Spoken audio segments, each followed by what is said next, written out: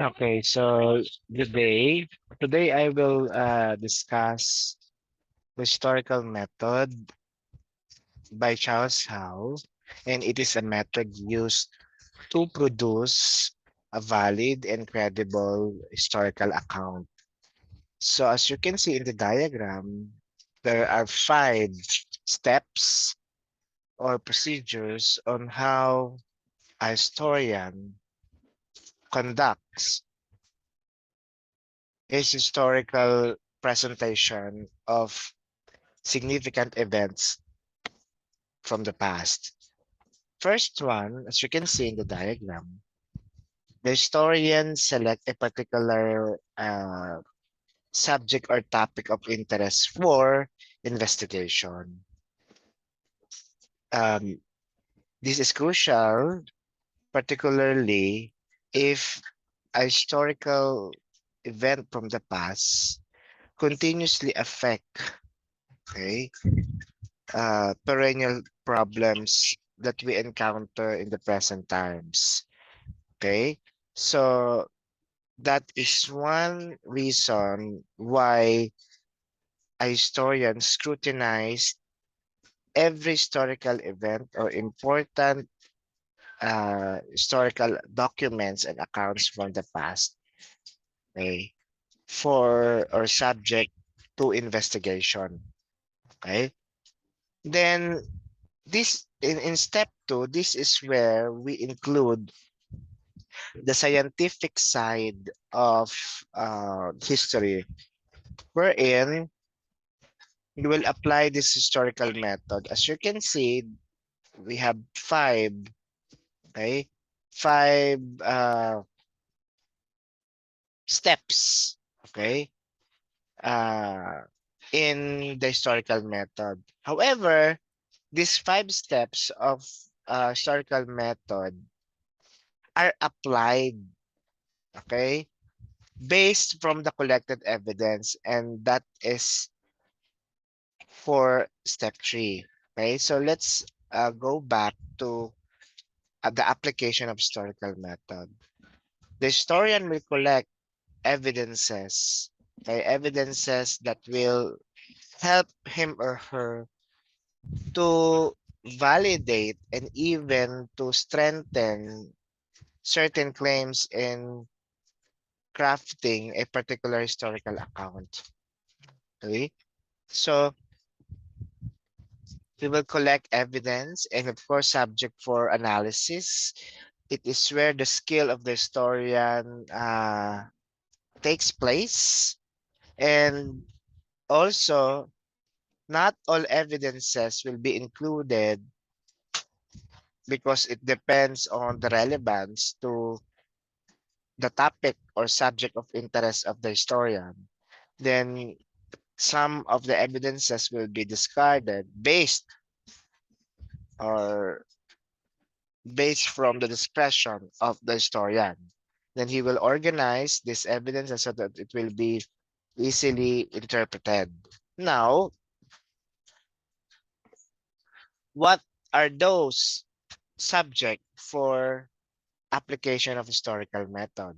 We have physical remains, the artifacts and the fossils, and historians are guided and helped by archaeologists who had high level of expertise in analyzing the veracity of these physical remains. Also have oral reports or documents, even narratives. We have in form of visual evidences. We have the documents, record keeping, and even the written evidences, right? Biographies, news, okay? So these evidences were taken from different point of view or bias. That's why it has multiple perspectives. Then the historian will apply his own knowledge and skills and expertise so that he would produce and present uh, a particular historical account highly uh, inclined with truthfulness. Okay, so okay, in the fourth step, the background, the knowledge, the values and beliefs, the bias and the prejudices, and the interpretations of history of the historian will come true. And at the last portion or the last part, he will write then a valid historical account. Commonly, these are the processes involved in creating a reliable historical account. Most of the time, if we uh, discover that a historical account does not, okay, does not undergo in this historical method or historical or systematic process, then we try to question the validity of such. Okay. Now, today, I will also share the importance and relevance of history in terms of the primary and secondary sources that historians use. And of course, these sources are subject for internal and external criticism. Okay. Now,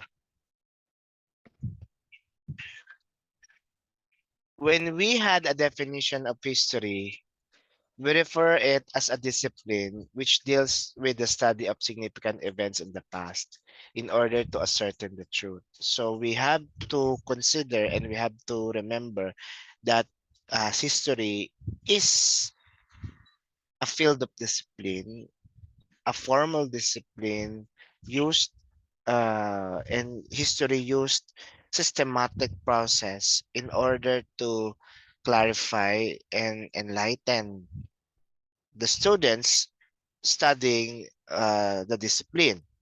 Okay. Now, it is a discipline which studies important events from the past so that we can be enlightened what is true. Now, we must understand that only those significant and important events are part of uh, history because they've contributed into something remarkable and historical and impactful to our society. Also, it refers to the study of chronological events. So there is an orderliness in studying different events from the past. And the mode of studying history is primarily in descriptive manner and written. So there is an involvement, huge involvement of analyzing different texts from different sources. Okay. Uh, in this particular discipline. Okay. Now, according to the perspective of uh, Zeo Salazar, a Filipino historian, he mentioned that history, since he acknowledged that history is a Western discipline, we must look it in the Filipino perspective or in the Oriental perspective. That's why he proposed a different meaning of kasaysayan. Okay? Now, kasaysayan from the root word saysay pertains to the narrative dimension of history. Okay? And and also has something to do with relevance or importance. Okay? So saysay can be seen in the narrative form, written form, its importance and its relevance to the people. Okay? So for Seo Salazar, kasaysayan may mean salaysay, a narrative na may saysay, importance, para sa sinasalaysayang grupo ng tao or relevant for them. Is it relevant for them? Now, the best way to see the relevance of a particular historical event is to understand it in our own perspective, using our own language as well. Okay? Most of uh, uh, early history books produced in the Philippines were based from the perspective of Westerners. Okay? Westerners. Now, Seo Salazar, as one of the contemporary and pioneer of Filipino language and perspective in terms of history in the Philippines, again, we must look and study different Philippine historical events based from our own perspective and language because it is important and relevant to us. Okay? Now, what are the purposes of studying history? First, it narrates the events that happened in the past in order to understand the present and somehow predict or influence the future. So, the interconnectedness between the events from the past, present, and future is very important so that we can formulate policies, we can formulate programs in case we encounter similar problem that happened from the past and can be resolved in the present and hopefully can be avoided in the future. Okay? Also, history helps us to understand people and societies. In understanding history, okay, uh, we are able to understand different societies as well because we are not just looking on their historical background but also in their cultural background. When we study people and societies, we have also given the opportunity to understand the kind of societies they have. And culture, may it be tangible or intangible, are given the chance to be studied in this discipline. Okay. Also, it teaches us to appreciate our heritage in a broad perspective. This is very important because of history. We have the tendency to know our own and to know and to appreciate our own identity. Okay. Uh, there will be a time that we will go to different country and we will be exposed from different culture.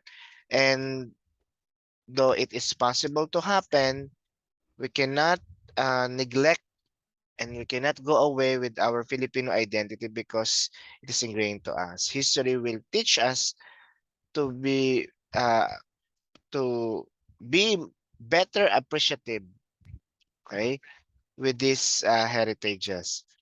Okay. Also, history enables us to think critically, most especially if we had the chance to we had the chance to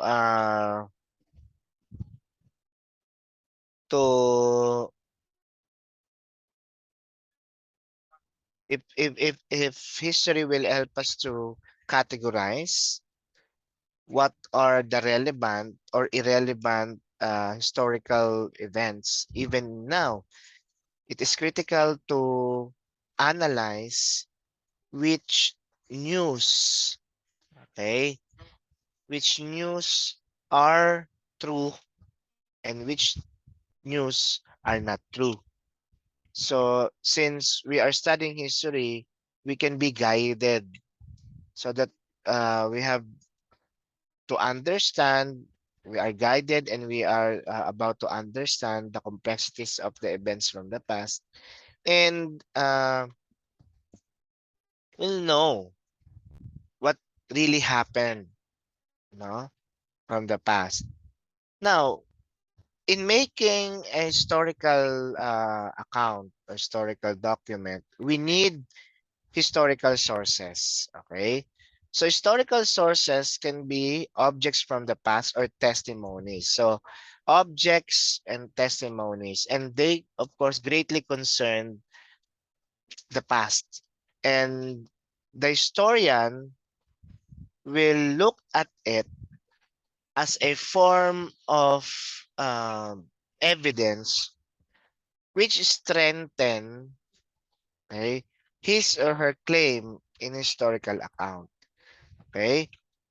Now, it can be tangible remains of the past, fossils or artifacts may help. So, in terms of classifying the sources, we have, of course, the main classification of it. It can be classified into primary and secondary source. Other forms of sources can be seen in written and unwritten, or it can be seen in published and unpublished, textual, oral, or visual sources. Now, when we say primary sources, these are sources produced by contemporary of the event, meaning they are in the actual event, people present in the scenario or situation, and people with direct involvement. The testimonies of the eyewitness can be used as a primary source. Here, we have the Manunggul jar, we have a guru talking to his students, we have the primary document here, enclosed, no, in a glass, okay, in a glass protection, and we have the picture or sketch of Andres Bonifacio. Those are examples of primary sources historians used so that they will produce a credible historical narratives. Other examples of primary sources can be, we have first newspaper clippings, even recordings of our live footages, especially we are now in the age of technological advancement wherein everything can be uh, recorded through the means of our smartphones and other gadgets, surviving photographs, archival documents hidden from um, record keeping departments or places, artifacts discovered by archaeologists, memorabilia, letters, letters, especially if uh, letters were the only means of communication during or previously or before. Okay, especially example during the time of Dr. Rizal, we had a chance to have a glimpse of what happened from the life events of Dr. Rizal because of his letters or exchange of letters to Dr. Ferdinand Blumentritt. Census or the population count, government transaction records or receipts, title, land titles, and other even tax documents, chronicles, memoir, myths, legends, or any uh, folklores passed down by word of mouth or can be oral traditions, especially if it is from, no, indigenous tribes, even songs or chants, and even poems. Now, when you say secondary source, okay, secondary source interprets and analyzes primary sources. Okay?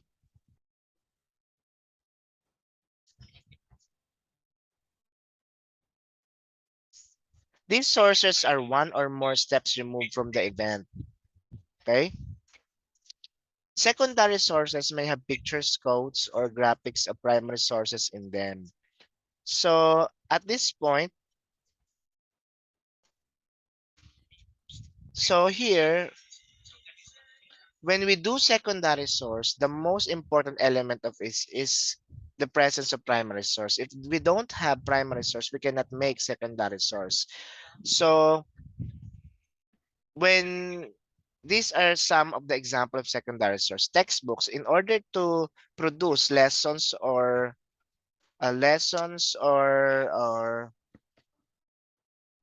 and even topics to be explored in a particular textbook, they need different primary source.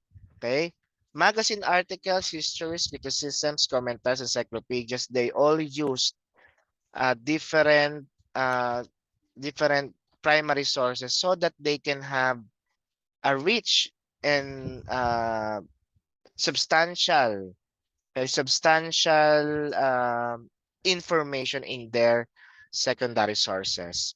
Now, as you can see here in the visual, this is where we can um, look how primary witnesses and secondary witnesses and intermediate witnesses uh, imbibe or even imbibe and had the chance to analyze the event.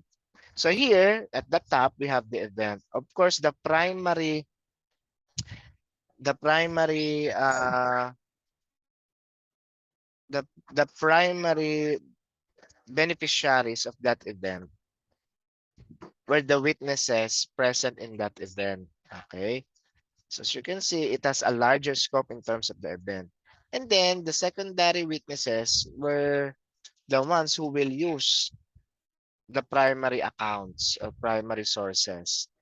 And it has a smaller, wide or scope in terms of how they grasp the event. And lastly, in the intermediate, it or the we refer it to the people, common people who had a little knowledge of the event and they jump into conclusion or into something that they did not fully comprehend. So uh, the moment that we are far away, going far away from the event, that is the time that we have a lesser understanding or full knowledge of the event. That's why primary sources are very important so that we have still a clear understanding of what happened from the past.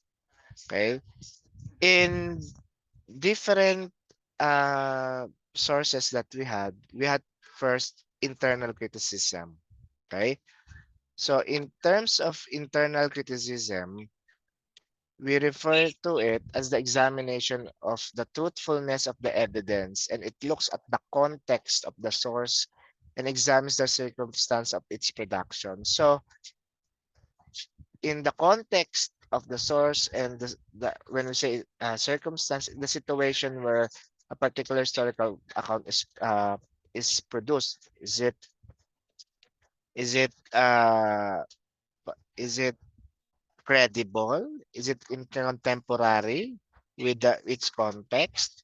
So in the internal criticism, we are looking at the style, the semantics or the words used, the hermeneutics, the textual analysis, and the author, the credibility of the author. Also, in internal criticism, we are actually looking at the identification of the author. Is he credible to tell the truth? Or is he really a source of information? And the approximation of the date, okay, versus to the context of the particular historical account. So when we examine historical accounts or different historical accounts, okay, we are uh, we are capable of analyzing different causes, and uh, we are we are capable of analyze different causes and yet produce one effect. So because of our understanding of history, okay, we are capable of analyzing these events and eventually critically and logic or systematically understand its effect to us.